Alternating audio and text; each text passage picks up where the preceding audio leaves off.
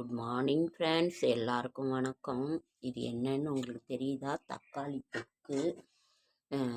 தக்காளி இப்போ கொஞ்சம் மலிவாக இருக்குங்க ஃப்ரெண்ட்ஸ். தக்காளி தொக்கு செய்துக்கோங்க. செய்து வீட்டில் வச்சுக்கிட்டிங்கன்னா இட்லி, தோசை, சப்பாத்தி, சாதத்துக்கும் போட்டு சாப்பிட்லாம். ரொம்ப ரொம்ப நல்லா இருக்குது. விலை கம்மி. எல்லாரும் செய்து வீட்டில் வச்சுக்கோங்க ஃப்ரெண்ட்ஸ். ஒரு அவசரத்துக்கு தான் சின்ன டப்பாவில் போட்டு நம்ம மூடி வச்சுக்கிட்டோம்னாக்கா ரொம்ப ரொம்ப நல்லாயிருக்கும். இதை செஞ்சு இது பண்ணுங்க ஃப்ரெண்ட்ஸ். தக்காளி ரேட்டு கம்மியாகவும் இருக்குது, நல்லாவும் செய்யலாம். உங்களுக்கு நான் செய்கிறத நீங்கள் யூடியூப்பில் பார்த்தாலும் சரி, தக்காளியை பச்சையாக மிக்சியில் அரைச்சிக்கிட்டு சின்ன வெங்காயம், பூண்டு, கருவேப்பில்லை போட்டு அரைச்சிக்கோங்க. அதை வணக்கி அரைக்கணும். அதை மட்டும் தக்காளியை பச்சையாக அரைக்கணும். இதை வந்து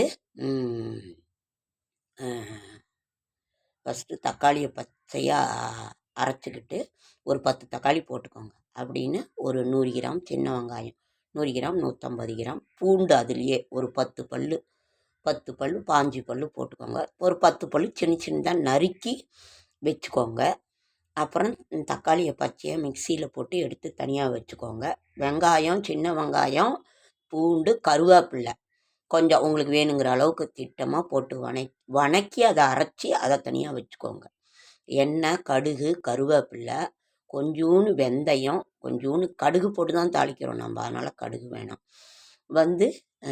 போட்டு பச்சையாக அரைச்சி வச்சுருக்கிற நம்ம அந்த தக்காளியை போட்டு கொஞ்சம் வணக்கிட்டு அதை கழுவி ஊற்றிடாதீங்க. அதற்கு பிறகு சின்ன வெங்காயத்தை அதையும் அரைச்சி வச்சுருக்கிறோமில்ல, இது கொஞ்சம் 2 கொதி வந்தோன்னா அதையும் ஊற்றுங்க. கொஞ்சம் எண்ணெய் நிறையா விட்டுக்கோங்க, ஏன்னா எண்ணெய் அது தேவைப்படும். விட்டுட்டு அதற்கு பிறகு இங்கே பாருங்கள், ரொம்ப நல்லாயிருக்கும். அப்புறம் அதை விட்டு ஆனால் ரொம்ப நேரம் ஆகும் ஃப்ரெண்ட்ஸ். சிம்மில் கை மேலே கொதித்து விழுந்துடும். பார்த்து ஜாக்கிரதையாக செய்யுங்க. அதனால் மூடி வச்சு கொஞ்சம் சிம்மில் வச்சு கொஞ்சம் நேரம் ஆகும். சிம்லேயே வச்சு நல்லா அடிப்பிடிக்காமல் கிளறி விட்டு நல்லா இந்த மாதிரி பதத்துக்கு வந்தோடனே இறக்கிடுங்க. உப்பு, மிளகாத்தூள் போடணும். உப்பு, மிளகாத்தூள், பெருங்காயம் கொஞ்சமாக போடுங்க. பெருங்காயம் கொஞ்சமாக, ஏன்னா வயிற்றால் போயிடும். உப்பு, மிளகாத்தூள் உங்களுக்கு தேவைக்கேற்ப போட்டு வாயில் வச்சு இது பண்ணிக்கோங்க. அதை ஒருத்தர் வெல்லம் போடுறாங்க, ஒருத்தர் புளி போடுறாங்க.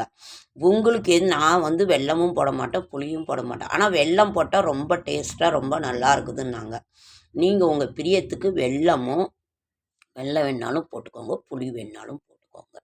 இதை நம்ம என் கைக்கு சீக்கிரம் கெட்டுருங்க ஃப்ரெண்ட்ஸ். ஒரு 2-3 நாளைக்கு அடுப்பில் வச்சு சாப்பிட்லாம். ரொம்ப நல்லாயிருக்கும். இதை செய்யுங்க. சுவையான ஒரு தக்காளி தொக்கு. 20 ரூபாங்க ஃப்ரெண்ட்ஸ். சேலத்தில் 20 ரூபா தக்காளி. உங்கள் ஊரில் என்ன விலைன்னு எனக்கு தெரியும். போன வாரம்லாம் 3 கிலோ 50 ரூபான்னு விற்றுது. 15 ரூபா, 20 ரூபா, 20 ரூபாய்க்கு மேலே தக்காளியே இல்லைங்க ஃப்ரெண்ட்ஸ். கொத்தமல்லி தழை அதே மாதிரி 10 ரூபா, 20 ரூபா. அது கொத்தமல்லி தொக்கு போடுறதா இருந்தாலும் போட்டு வச்சுக்கோங்க.